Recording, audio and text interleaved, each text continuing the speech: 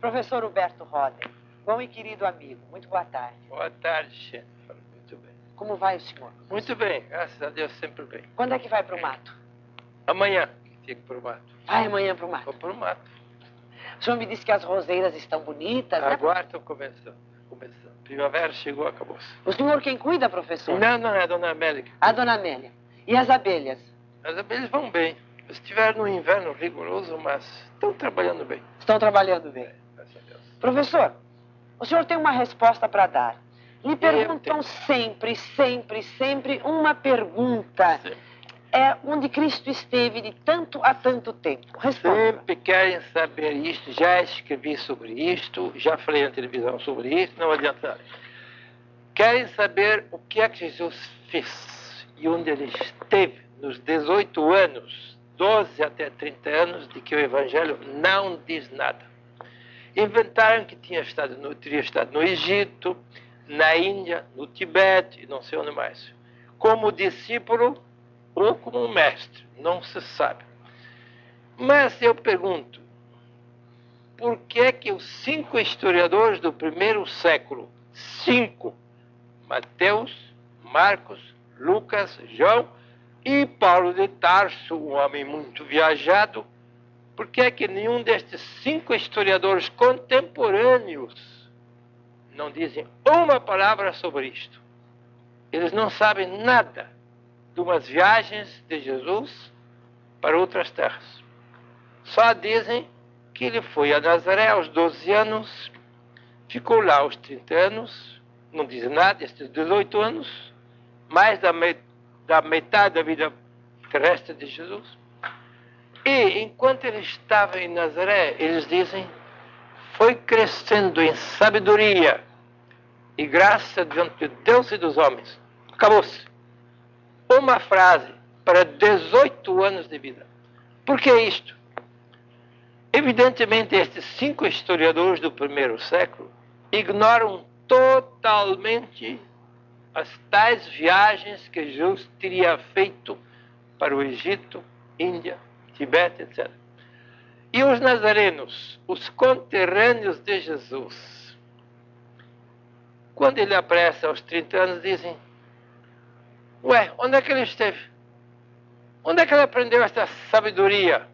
Ele não é o filho do carpinteiro José?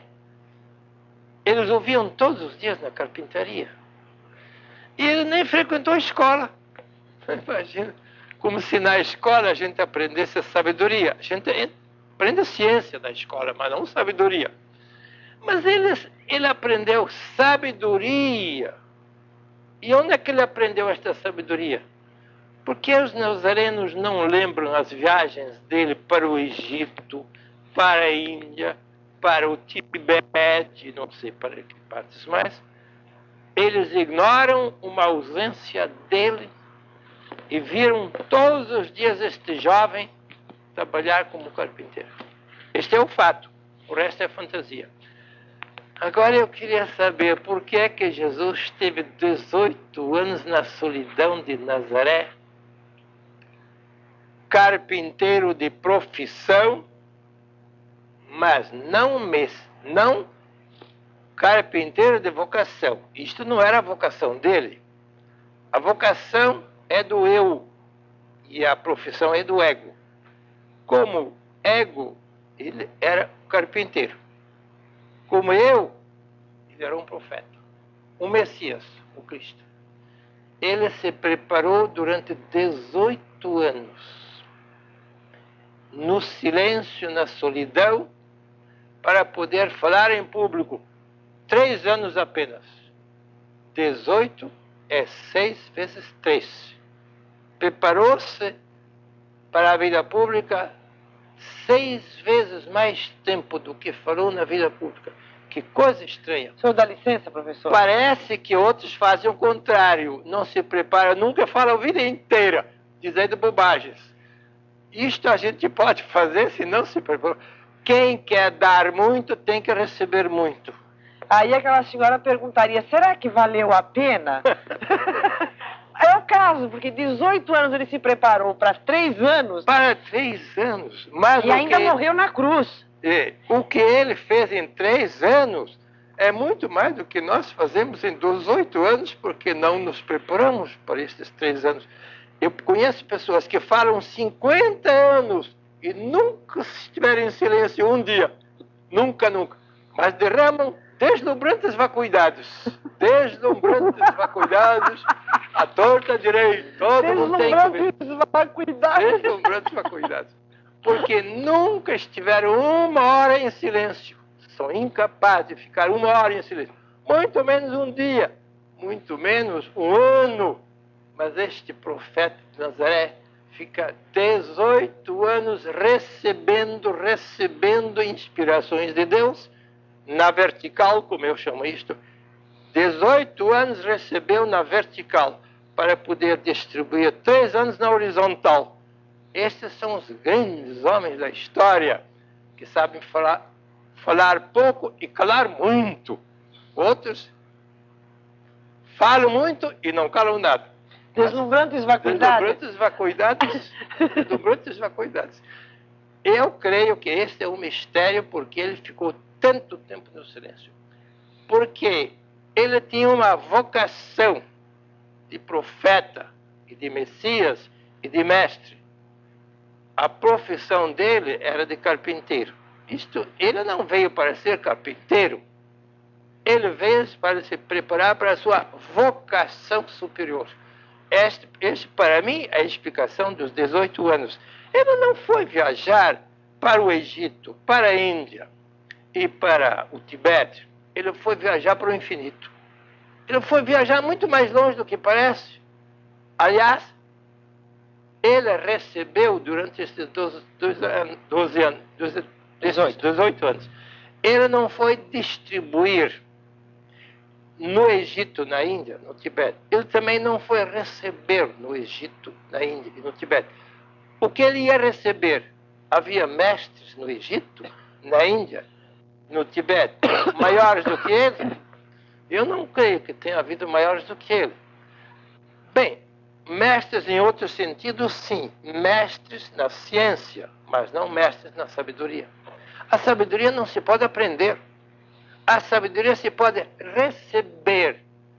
Quando a gente tem abertura, tem receptividade, tem capacidade para receber, mas nem todos têm. Ele se preparou com uma grande receptividade. Por isso diz Lucas, o médico grego, que escreve muito bem o seu evangelho. Lucas diz, e ele aos 12 anos subiu para Nazaré, e foi crescendo em sabedoria e graça diante de Deus e dos homens. Sabedoria é luz, graça é força, quer dizer, em luz espiritual e em força espiritual. Ele foi crescendo durante 18 anos.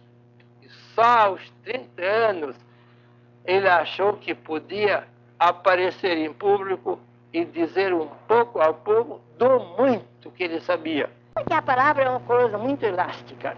A parábola diz em forma de comparação. O símbolo é material, o simbolizado é espiritual. O reino dos céus é semelhante a um grão de mostarda. O reino dos céus é semelhante a uma rede de pescador. O reino dos céus é semelhante a uma festa nupcial. Isto é o símbolo material. O símbolo material é conhecido de todos. Agora, o simbolizado espiritual que está por detrás do símbolo material, isto depende da evolução espiritual de cada ouvinte e cada leitor. Os que são pouco envolvidos entendem pouco, entendem 10%. Os que têm mais evolução entendem 20%. Os que têm mais, 50%. Os que têm muitíssimo interpretam 100% uma parábola. Essa é a vantagem de uma parábola. Porque ela é muito elástica. Para o ignorante é pouco. Para o sapiente é muito. Por isso ele falava sempre em parábolas. Porque as coisas espirituais não podem ser ditas diretamente. Elas só podem ser insinuadas, sugeridas longínquamente assim. É um desafio a parábola. A gente lança uma parábola em forma material e espera. Quem é que vai interpretar a parábola? Bem, cada um interpreta a seu modo, porque o recebido está no recipiente, diz a filosofia, segundo a capacidade do recipiente. O recebido está no recipiente, segundo a capacidade do recipiente. Por isso, as parábolas são infinitamente elásticas. Nós podemos estudar a sabedoria das parábolas durante a vida inteira e ainda somos principiantes. Por isso ele falava em parábolas. Coisas espirituais não se podem dizer diretamente. Sempre se podem dizer indiretamente, desafiando a compreensão de cada um, mas não dizendo nada. Por isso, 30 parábolas e tantas estão no Evangelho. 200 e tantas alegorias estão no Evangelho. Isto ele viveu durante os 18 anos em Nazaré. Ele viveu dentro de si mesmo isto que ele diz ao povo. O povo via e queria interpretar as parábolas, mas nós até hoje não compreendemos o que ele queria dizer. Compreendemos uma certa porcentagem do conteúdo das parábolas. Ninguém compreendeu 100% nenhuma parábola do Evangelho. Ninguém.